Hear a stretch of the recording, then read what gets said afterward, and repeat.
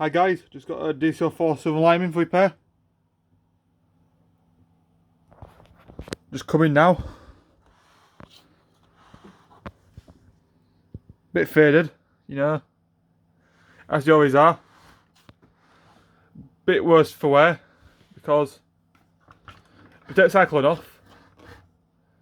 It's got broken hinges at the back, so that just comes off.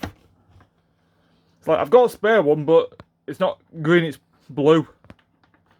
But oh well, what can you do? It's very faded and dirty looking. And the main issue is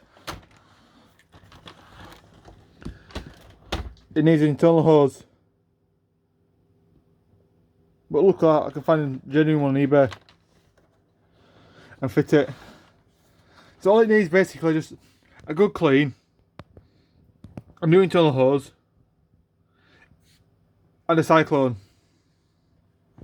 And hopefully it'll come up pretty well.